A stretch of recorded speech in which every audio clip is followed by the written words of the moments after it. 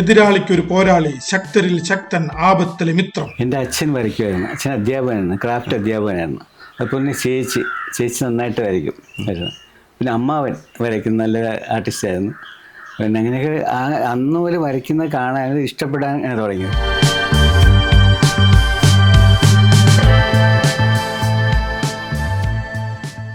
സാറേ, കുറേ ദിവസമായിട്ട് കാണണം എന്ന് വിചാരിച്ച് ഇപ്പോഴാണ് ഒരു അവസരം ശരിയായി കിട്ടിയത്. ആ ശരി, വാ വന്ന.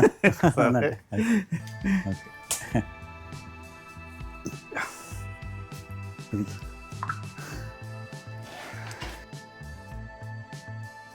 നമ്മളെ ഈ കേരള ചിത്രകലാ പരിഷത്തിന്റെ ഒരു സംസ്ഥാന ക്യാമ്പ് നടക്കുന്നുണ്ട് ആലപ്പുഴയിൽ കർമ്മസദനില്. അത് ഞങ്ങൾ എല്ലാ വർഷവും നടത്തുന്നുണ്ട്. കഴിഞ്ഞ പ്രാവശ്യം തൃശ്ശൂർ പീച്ചിയിലായിരുന്നു, അതിൻ്റെ മുമ്പ് എറണാകുളത്ത്. ഇപ്പോൾ നമ്മളെ ആലപ്പുഴയിലാണ്. 350-350ഓളം ചിത്രകാരന്മാർ പങ്കെടുക്കുന്നുണ്ട്. ഒരു വലിയ ഒരു പ്രോഗ്രാമാണ്. അതിൻ്റെ ഒരുക്കങ്ങളൊക്കെ ആയിട്ട് അങ്ങനെ വന്നതാണ്. അപ്പോൾ ഒരുക്കങ്ങൾ അവിടെ നടക്കുന്നുണ്ട്. അതിൻ്റെ ഇടയിലാണ് സാറുമായിട്ട് ഞാനിങ്ങനെ ഫോൺ ചെയ്ത് ഒരുപാട് കാര്യങ്ങൾ നമ്മളിങ്ങനെ സംസാരിക്കാറുണ്ടല്ലോ, നേരിട്ടൊന്ന് കാണണം എന്നുള്ളത്. അപ്പൊ ജനുവിനോട് ഞാൻ പറഞ്ഞു, ഇങ്ങനെ സാറ് ഉണ്ട് ഇവിടെ, നമുക്കൊന്ന് കാണാൻ പറഞ്ഞ. ജനുവിനും ഇതേപോലെ തന്നെ എന്നാ പിന്നെ അവരുടെ കാറ്റ്വേ എന്ന് പറഞ്ഞ ചാനലിന് നമുക്ക് ഇതൊന്ന് കാണിക്കാം. സന്തോഷം. സാർ ഈ ദൈവത്തിനെ സൃഷ്ടിച്ചൊരു ദൈവമാണല്ലോ. അപ്പൊ പ്രിയമുള്ളവരെ, ഇത് ബേബിയേട്ടന്, ബേബി സാറ്. ഈ ബേബി സാറിനെ നമുക്ക് എങ്ങനെ പരിചയപ്പെടുത്തുക എന്ന് പറഞ്ഞാല്, ബാലമംഗളത്തിലൊരു ഡിങ്കൻ, ആ ഡിങ്കൻ പിന്നീട് ഡിങ്കമതമായിട്ട് രൂപപ്പെട്ടു. അപ്പൊ അതിന്റെ ഒരു സൃഷ്ടാവാണ്. അപ്പൊ അങ്ങനെ ആ ദൈവത്തിനെ സൃഷ്ടിച്ച മറ്റൊരു ആള് എന്നുള്ള രീതിയിലാണ് സാറിനെ നമ്മൾ അറിയപ്പെടുന്നത്. എന്നിട്ട് എന്തൊക്കെ സാർ, സുഖല്ലേ? കുഴപ്പമില്ല, അങ്ങനെ പോകുന്നു. ഇപ്പൊ വരാ കാര്യങ്ങളൊക്കെ ഉണ്ട്. ഇപ്പൊ ചിൽഡ്രൻസ് മാഗസിനിലുണ്ട്, കുട്ടികളുടെ ദീപികയിലുണ്ട്. പിന്നെ ഡിങ്കൻ ഇറങ്ങാൻ പുതുതായിട്ട് പിന്നെ ഒരു ബലൂൺ ക്രിയേഷൻസ് അവർ ഇറക്കാൻ പോവാണ്. അത് ശരി. അതിന്റെ കുറെ പേജ് ചെയ്ത് കൊടുത്ത് ഇനിയിപ്പോ അടുത്ത സ്ക്രിപ്റ്റ് വന്നു തന്നെ അത് ഉടനെ വരയ്ക്കണം. ഈ ബാലമംഗളം ഇപ്പൊ ഉണ്ടോ? ബാലമംഗളം ഇല്ല. ബാലമംഗളം ഇല്ല. ബാലമംഗളം ഇപ്പോൾ 2012 നിന്ന് അത് കഴിഞ്ഞ് കന്നഡത്തിലുണ്ടായിരുന്നു. കന്നഡത്തിൽ അത് നിന്ന് ഈ ഇടയ്ക്ക് കുറച്ചാളായിരുന്നു നിന്നിട്ട് അത് നിന്ന്. ഇപ്പോൾ ബാലമംഗളം ഈ മംഗളത്തിന് മംഗളം പത്രം മാത്രമേ ഉള്ളൂ. അല്ല സാറേ, ഈ എങ്ങനെയാണ് ഡിങ്കൻ ഒരു ദൈവമാകുന്നത്? ഡിങ്കൻ എതിരാളിക്കൊരു പോരാളി, ശക്തരിൽ ശക്തൻ, ആപത്തിലെ മിത്രം എന്നൊക്കെ പറയുമ്പോൾ ദൈവത്തിന്റെ ഒരു ആപത്തിലേക്ക് അകപ്പെട്ടാൽ മനുഷ്യനും മൃഗങ്ങളും ഡിങ്കാന്ന് വിളിക്കും. ആ നിമിഷം ഡിങ്കിനവിടെ പ്രത്യക്ഷപ്പെടും, എത്തും, ആപത്തിൽപ്പെട്ടവരെ രക്ഷിക്കും. അപ്പോൾ ദൈവത്തിന്റെ ഒരു ഇതായിട്ട് അവർ കണ്ട് അങ്ങനെ അത് വെച്ചിട്ടുണ്ടായിരിക്കണം. ഇങ്ങനെയൊക്കെ വെച്ചിട്ടുണ്ട്. ഈ ഡിങ്കമതത്തിന്റെ സമ്മേളനം നടന്നതായിട്ട് കോഴിക്കോട് ഡിങ്കമതത്തിന്റെ സമ്മേളനം നടത്തി. അതിപ്പോഴും ഉണ്ട്, ചാനലിലൊക്കെ ഓരോ നോക്കിയാൽ അറിയാം, യൂട്യൂബിൽ കാണാം, കണ്ടമാനമുണ്ട്. ഈ ഡിങ്കമതം, ഡിങ്കന്റെ എല്ലാം ഒത്തിരി ഉണ്ട്. ഈ ഡിങ്കനെ നമ്മൾ വരച്ചു തുടങ്ങുന്ന സമയത്ത് എത്ര വർഷമായി ഇപ്പൊ ഡിങ്കൻ നമ്മൾ വരച്ചു തുടങ്ങുന്നത്? അല്ല, 81 നമ്മളൊക്കെ പഠിക്കുന്ന കാലത്ത് 81 അന്ന് ഞാൻ അവിടെ പിന്നെ മംഗളത്തിൽ ജോയിൻ ചെയ്യുന്ന സമയത്ത് ഇങ്ങനെ സ്ക്രിപ്റ്റ് എഴുതി വെച്ചിരിക്കുക. സോമശേഖരനാണ് സ്ക്രിപ്റ്റ് എഴുതുന്നത്. ഇങ്ങനെ എഴുതി വെച്ചിരിക്കുക. അപ്പം അന്ന് ബാലമംഗളത്തിൽ ഒരു ക്യാരക്ടർ ഇല്ല, സ്ഥിരമായിട്ടൊരു എണ്ണയില്ല. 4 പേജ് ഇത്ര ആൾ പലതും വരുമെന്നല്ലാതെ ഒരു സ്ഥിരമായിട്ട് എണ്ണയില്ല. അന്ന് പൂമ്പാറ്റ കബീഷ് എന്ന് മാത്രം ഒരെണ്ണമുള്ളായിരുന്നു. ആ സമയത്താണ് ബാക്കിയുള്ളതിലെല്ലാം ഒന്നിലും ഇല്ല. അങ്ങനെ തുടങ്ങി അത് നല്ല ഇതായി. അപ്പോൾ സ്ക്രിപ്റ്റ് എഴുതി വെച്ചിരുന്നത് ആ സോമശേഖരൻ സ്ക്രിപ്റ്റ് എഴുതിയിരുന്നു. ആ സ്ക്രിപ്റ്റ് ഭയങ്കരമായിട്ട് ഏറ്റവും നല്ലതായി, കുട്ടികളായിട്ട്. ഇങ്ങനെയാണ് ഡിങ്കൻ ഇങ്ങോട്ട് വരുന്നത് ബാലമംഗളത്തിൽ. പക്ഷെ അതൊരു പ്രധാന ഒരു ഭാഗത്ത് പൂമ്പാറ്റയില് കബീഷ്, അതുപോലെ തന്നെ മായാവി ഇപ്പുറത്തെ മനോരമയില്, ഇവിടെ ബാലമംഗളത്തിൽ ഡിങ്കൻ. അങ്ങനെ എല്ലാത്തിനും പിന്നെ ഒരു ക്യാരക്ടർ ഉണ്ടാകാൻ തുടങ്ങി. എല്ലാ ബാലപ്രസ്ഥാനത്തിനും വരാൻ തുടങ്ങി. ഡിങ്കൻ എന്ന് പറഞ്ഞാൽ ശരിക്കും അതൊരു എലിയല്ലേ? അതെ, ഡിങ്കൻ എലിയ. അത് ബാലമംഗലത്തിൽ വേറൊരു ചിത്രം കൂടി ഉണ്ടായിരുന്നു, ശക്തി മരുന്ന്. അത് വൈദ്യരൻ, നമ്പോലൻ, കൊച്ചുവീരൻ. ഇത് പറയാൻ കാരണം ഈ ഇതിനകത്ത് TV-യില് പിന്നെ ഓരോ ഹാസ്യ പരിപാടിയിലെല്ലാം ഇതും അവതരിപ്പിക്കാറുണ്ട്. ശക്തി മരുന്നിലെ നമ്പോലിനും വൈദ്യരും കൊച്ചുവീരനെയൊക്കെ അവതരിപ്പിക്കാറുണ്ട് ഓരോരുത്തർ. അതുകൊണ്ടാണ് ഇത് പറയാൻ കാരണം. അത് ഇഷ്ടമാണ് എല്ലാവർക്കും. മുഹമ്മദ് ശരിക്കും നമ്മളെ ഈ കായൽ പ്രദേശങ്ങളല്ലേ? അതെ. ഇവിടെ മുഹമ്മദ് ജെട്ടി ഉണ്ട്. ജെട്ടി അക്കരെയാണ് കുമരകം ജെട്ടി. ആ ബോട്ട് ദുരന്തമൊക്കെ ഉണ്ടായ അത് ശരി. കുമരകം ബോട്ട്. ഇതിപ്പോ നമ്മൾ ആലപ്പുഴേന്റെ ഭാഗമായിട്ട് തന്നെ. അതെ അതെ. ആലപ്പുഴയ്ക്കും തണ്ണീർമുക്കത്തിനും ഇടയ്ക്ക്. തണ്ണീർമുക്കം എന്നൊക്കെ പറഞ്ഞാൽ ബണ്ട്. കേട്ടിട്ടൊക്കെ ഉള്ളൂ. ഇതിപ്പോ ആലപ്പുഴ എറണാകുളം റോഡാണ്. അല്ല, ആലപ്പുഴ വൈക്കം ഇതിലൂടെ. വൈക്കം ആലപ്പുഴ മുഹമ്മദ് തണ്ണീർമുക്കം വൈക്കം അങ്ങനെ. അപ്പൊ സാറ് ഈ വരയ്ക്കുന്ന സമയത്തൊക്കെ ഇവിടെ തന്നെ ആയിരുന്നു വരച്ചിരുന്നത് അതോ? ഞാൻ ഇവിടെ വൈഫിന് ഇവിടെ അടുത്ത സ്കൂളിൽ ഗവൺമെന്റ് LP സ്കൂളിലായിരുന്നു ജോലി. അങ്ങനെ ഞങ്ങൾ ഇവിടെ സെറ്റിൽ ചെയ്തു. അപ്പൊ എനിക്ക് പോയി വരാനുള്ള സൗകര്യം തന്നെ. ഞാൻ ബോട്ടിനാണ് പോയിക്കൊണ്ടിരുന്നത്. മുഹമ്മദ് ജെട്ടിയിൽ നിന്ന് അക്കരെ കടന്ന് അവിടുന്ന് ബസ്സിന് പോകും. കുമരകത്ത് ഇറങ്ങിയിട്ട് അവിടുന്ന് ബസ്സിന് കോട്ടയത്തിന് പോകും. മംഗളത്തിലേക്ക് അങ്ങനെയാ പോകും. അങ്ങനെ പിന്നെ അല്ല, നമുക്ക് ഈ ആലപ്പുഴയിൽ നിന്ന് ഞങ്ങളൊരു ബോട്ടിന് കോട്ടയത്ത് പോയിരുന്നു. പക്ഷെ അത് ഭയങ്കര രസമുള്ള യാത്ര. നല്ല യാത്ര. നല്ല അത് നമുക്കൊരു 2.5 മണിക്കൂർ സമയം പോയത് അറിഞ്ഞില്ല. ആകെ ബോട്ടിന് ടിക്കറ്റ് 30 രൂപ ഭയങ്കര രസം. അത് രാവിലത്തെ യാത്രയാണ് അതിന്റെ ഏറ്റവും ഒരു ഭംഗി. നല്ല യാത്ര. ഒരു നല്ല സ്മൂത്ത് ആയിട്ട് നല്ല സുഖമായിട്ട് ഉറങ്ങാൻ സാധിക്കും. കാഴ്ചകൾ കാണുന്നവർക്ക് അങ്ങനെ നല്ല കാറ്റ്. അത് ഓരോ ദ്വീപിൽ പോയിട്ട് ദ്വീപിൽ ഓരോ പ്രദേശത്തോട്ട് വീണ്ടും തിരിച്ചു വരും, വീണ്ടും പോകും. അടുത്തൊരു ദ്വീപുണ്ട് ഇതിന്റെ പാതിരാമണൽ. കേട്ടിട്ടുണ്ട്. ഇവിടുന്ന് മുഹമ്മദ് കയറാവുന്നുള്ളൂ. അത് ശരി, അത് ശരി. സാർ ഇവിടെ ഇതാ നമ്മളെ ഡിങ്കന്റെ ഒരു ഇതൊക്കെ കുറെ മുയലുകളും ഇതൊക്കെ ഉണ്ട്.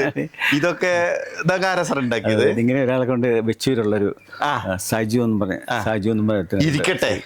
അതെ അതെ. ഇനിയിപ്പോ എനിക്ക് പേടി എന്താണെന്നറിയോ, നാളെ ഇനി ഇവിടെ വല്ല പൂജയോ മറ്റു കാര്യങ്ങളൊക്കെ തുടങ്ങിയിട്ട് ദൈവമാണ് ഇരിക്കണത്. അത് എല്ലാവർക്കും ഇഷ്ടപ്പെടുന്നുണ്ട്, വരുന്നവർക്ക് ഇഷ്ടപ്പെടുന്നുണ്ട്. എങ്ങനെയാണ് സാർ ഈ ചിത്രകലയിലേക്ക് എത്തുന്നത്? സാർ എങ്ങനെയാണ് ചിത്രകല ഏതാ പഠിച്ചത്? അപ്പോൾ ഈ ചിത്രകലയിലേക്ക് എത്തുന്ന നമ്മളിപ്പോൾ ഓരോരുത്തർക്കും ഒരു ചിത്രം വരയിലേക്ക് ഒരു വഴിയുണ്ട്. ഇപ്പം ഞങ്ങൾ ഈ വയനാട്ടുകാർക്കൊന്നും ചിത്രം വര പഠിക്കാൻ യാതൊരു അവസരവും ഇല്ല. ഒക്കെ മറ്റു സ്ഥലങ്ങളിലേക്ക് പോകണം. ഇപ്പോൾ 2 അധ്യാപകർ കൂടിയിട്ട് ഒരു Edakkal school of fine arts എന്ന് പറഞ്ഞ ഒരു സ്ഥാപനം ഉണ്ടാക്കി. അതോടുകൂടിയിട്ടാണ് പിന്നെ നമ്മളെ നാട്ടിൽ ഞങ്ങൾക്കൊക്കെ ഒന്ന് എന്തെങ്കിലും ചിത്രകലേൻ്റെ ഒരു വെളിച്ചം എത്താൻ പറ്റിയത്. അപ്പോൾ സാറൊക്കെ എങ്ങനെയാണ് ഇതിലേക്ക് വരുന്നത്? അതൊന്ന് വിശദീകരിച്ചാൽ നന്നായിരുന്നു. എൻ്റെ അച്ഛൻ വരയ്ക്കുമായിരുന്നു. അച്ഛൻ അധ്യാപകനായിരുന്നു, ക്രാഫ്റ്റ് അധ്യാപകനായിരുന്നു. അതുപോലെ തന്നെ ചേച്ചി നന്നായിട്ട് വരയ്ക്കും. പിന്നെ അമ്മാവൻ വരയ്ക്കുന്ന നല്ല ആർട്ടിസ്റ്റായിരുന്നു. പിന്നെ അങ്ങനെയൊക്കെ അന്ന് പോലെ വരയ്ക്കുന്നത് കാണാൻ ഇഷ്ടപ്പെടാൻ തുടങ്ങിയത്. അവരൊക്കെ വരയ്ക്കുന്ന കാണാൻ കൗതുകത്തോട് നോക്കി നിൽക്കാനും ഒക്കെ സാധിച്ചു. അങ്ങനെയൊക്കെയാണ്. പിന്നെ എൻ്റെ സാറിൻ്റെ അടുത്ത് വാര്യ സാറ് വലിയൊരു ആർട്ടിസ്റ്റാണ്. അദ്ദേഹത്തിൻ്റെ അടുത്താണ് പോയി പഠിക്കാനുള്ള ഭാഗ്യം കിട്ടിയത്. വളരെ നല്ലൊരു ആർട്ടിസ്റ്റാണ്. മരിച്ചുപോയി സാറ് ഈ കഴിഞ്ഞിടയ്ക്ക് മരിച്ചു. നല്ലൊരു ആർട്ടിസ്റ്റായിരുന്നു. അദ്ദേഹത്തിൻ്റെ അടുത്ത് പോയി പഠിച്ചു. അപ്പോൾ വ്യത്യസ്തമായിട്ടുള്ള ഇതെല്ലാം നമുക്ക് ഇഷ്ടമുള്ളതൊക്കെ വരയ്ക്കാൻ സാധിക്കും. അല്ലെങ്കിൽ ഇന്ന സിലബസ് അനുസരിച്ച് മാത്രമല്ല, അത് എല്ലാം ടച്ച് ചെയ്ത് പോകാൻ സാധിക്കും. വാട്ടർ കളർ, ഓയിൽ പെയിൻറ്റ്, എല്ലാം സ്റ്റമ്പ് വർക്കുകൾ, അങ്ങനെയൊക്കെയുള്ള പോർട്രേറ്റൊക്കെ ചെയ്യുമ്പോൾ അങ്ങനെയൊക്കെ ചെയ്യാം. അങ്ങനെ ഒത്തിരി കാര്യങ്ങൾ പഠിക്കാൻ പറ്റി സാറിൻ്റെ അടുത്ത് പഠിച്ചത്. KGTയുടെ എക്സാം അത് കംപ്ലീറ്റ് പാസ്സായി. എല്ലാം ലോവർ ഡ്രോയിങ് കംപ്ലീറ്റ്. പിന്നെ അത് അങ്ങനെ ഇരിക്കുമ്പോഴാണ് പിന്നെ സ്കൂളിൽ ജോലി വേണമെന്നുള്ള ഇതുമായി. അല്ല, ആദ്യം ഏതെങ്കിലും ഒരു പത്രസ്ഥാപനത്തിൽ ജോലി കിട്ടണമെന്നുള്ളതാണ് ആർട്ടിസ്റ്റ്. ഞാനത് ഷാജു പറഞ്ഞിട്ടുണ്ട്. അത് ഒരു പോക്കറ്റ് കാർട്ടൂൺ വരച്ചു, മനോരമയിൽ ഒരു പോക്കറ്റ് കാർട്ടൂണാണ് ആദ്യമായിട്ട് വരയ്ക്കുന്നത്. അത് വരച്ച് പ്രിന്റ് ചെയ്ത് വന്നപ്പോൾ ഭയങ്കര സന്തോഷം തോന്നും, ഭയങ്കര അത് ഭയങ്കര ആവേശമായിരുന്നു. അത് കഴിഞ്ഞ് പിന്നെ സ്ഥിരമായിട്ട് എങ്ങനെയെങ്കിലും പത്രസ്ഥാപനത്തിൽ കയറണം എന്നുള്ള അങ്ങനെ പലയിടത്തും വരച്ചിങ്ങനെ ആദ്യം കോട്ടയത്ത് ഒരു പബ്ലിസിറ്റി സ്ഥാപനം, അവിടെ ഈ പുസ്തകങ്ങളുടെ കവറുകൾ, ഇല്ലസ്ട്രേഷൻ ഇതൊക്കെ ചെയ്യുന്നൊരു സ്ഥാപനം. അവിടെ ജോലി കിട്ടി. ആ സമയത്ത് തന്നെ മറ്റുള്ള ഈ പ്രസിദ്ധീകരണത്തിൽ ചെയ്യണമെന്നുള്ള ആഗ്രഹം ഇങ്ങനെ കിടക്കുകയാണ്. അങ്ങനെ മനോരമയിലെ ശ്രമിച്ചിട്ട് മനോരമ ഇല്ലസ്ട്രേഷനൊക്കെ കൊണ്ട് കാണിച്ചു. ഉറൂബ് സാറാണ് അന്ന് എഡിറ്റർ.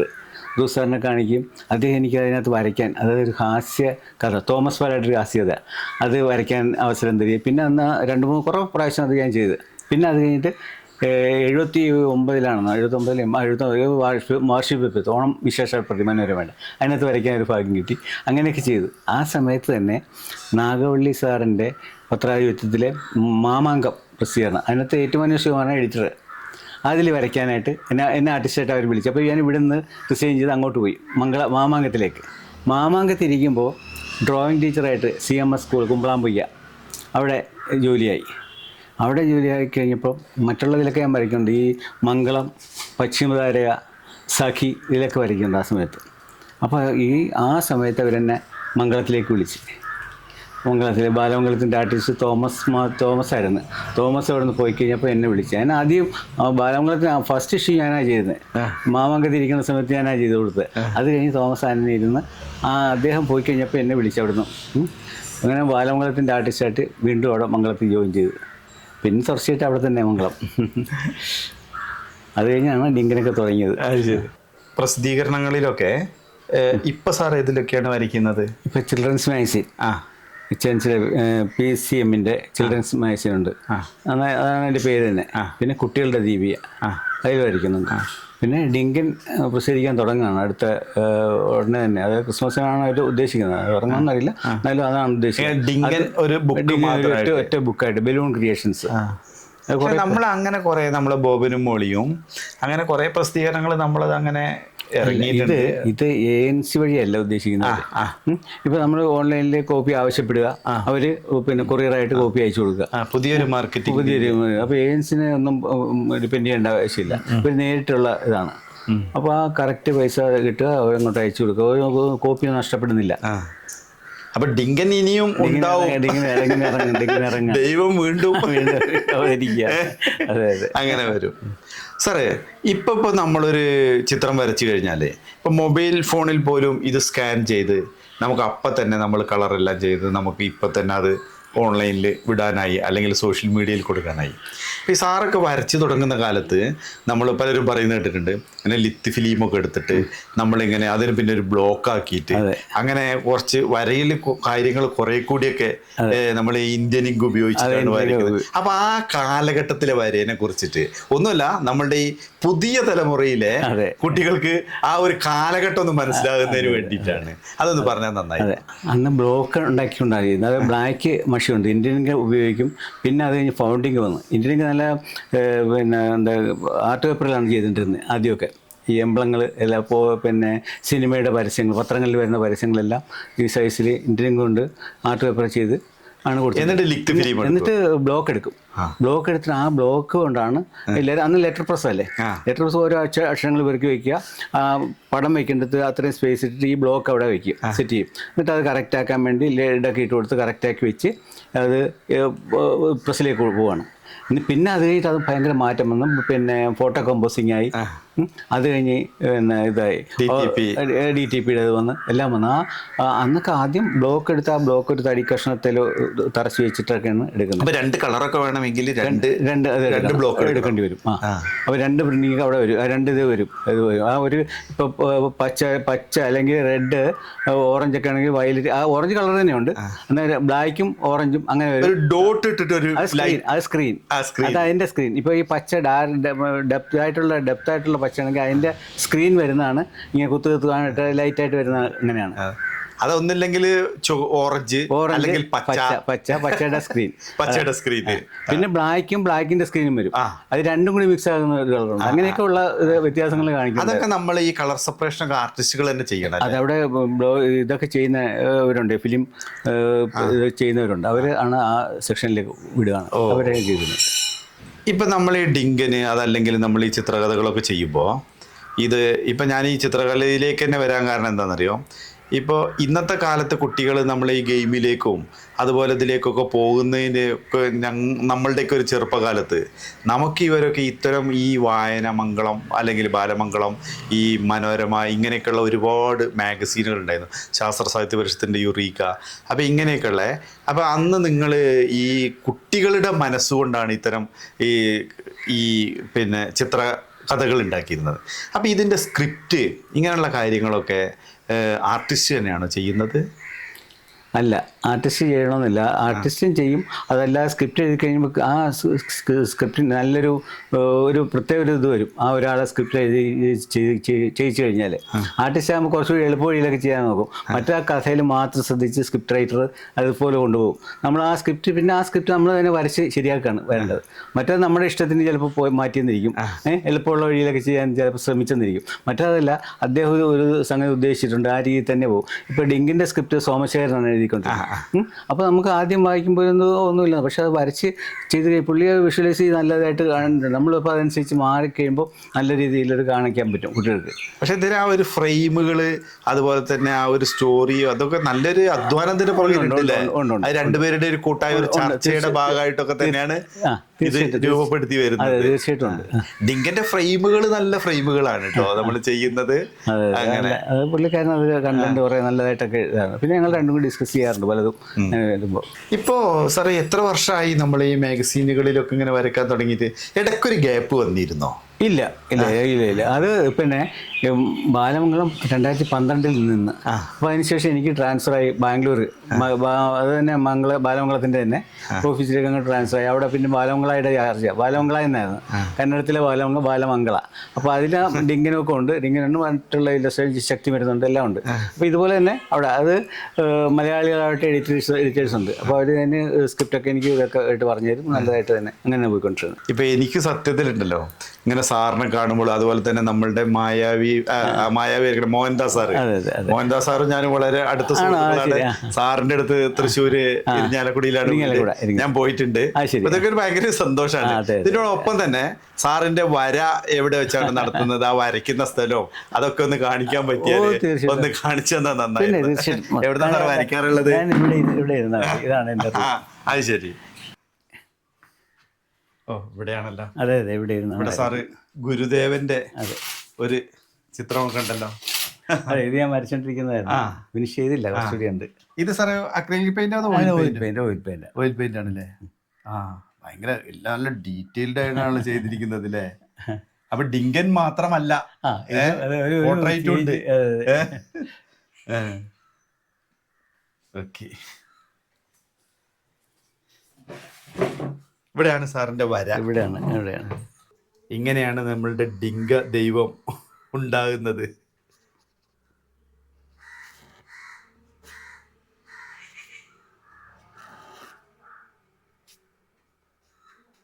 സാറിപ്പോ 1000 ഡിങ്കനെ വരച്ചിട്ടുണ്ടാവുമല്ലോ അല്ലേ?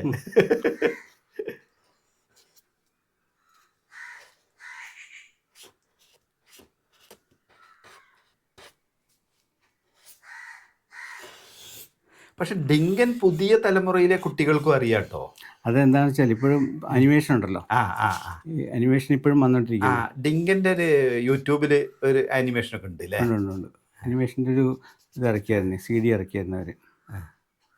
പിന്നെ ഡിങ്കന്റെ ആ ഒരു റെഡും യെല്ലോയും ഉള്ള കളറിങ് ഉണ്ടല്ലോ, അതെ അതെ, അതും നല്ലൊരു എടുപ്പുള്ളൊരു കളറാണ്.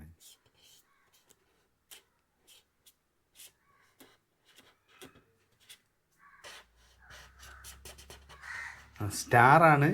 അതെ അതെ അതെ, ഡിങ്കന്റെ മറ്റൊരു നമ്മളെ സൂപ്പർമാൻ്റെ ഒക്കെ പോലെ. അതെ അതെ.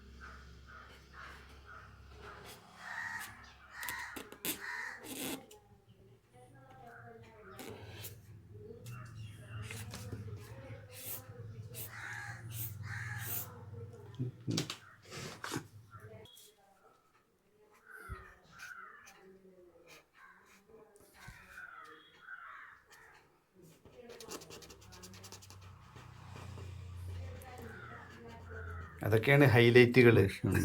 അതെ.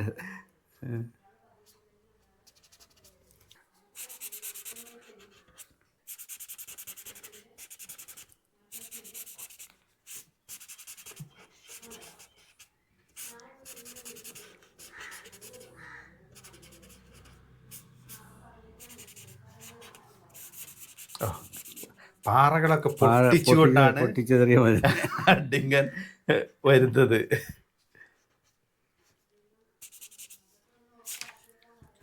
ഇനി സാറിൻ്റെ ഒരു പേരുണ്ട്, കുറേ കാലമായിട്ട് അതെ അതെ അതെ അതെ അതെ. ആ ഒരു ഒപ്പ്.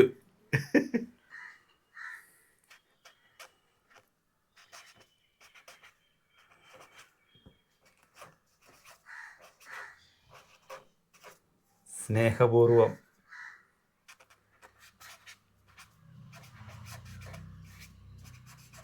ഷാജിക്ക് വളരെ സന്തോഷം സാറ്.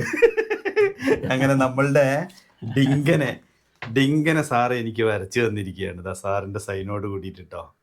ടീച്ചർ വരയ്ക്കോ അതോ ഇങ്ങനെ നമ്മൾ ഈ ഡിങ്കൻ എന്ന് പറഞ്ഞ ദൈവത്തിനെ കണ്ടിരിക്കൽ മാത്രമാണോ?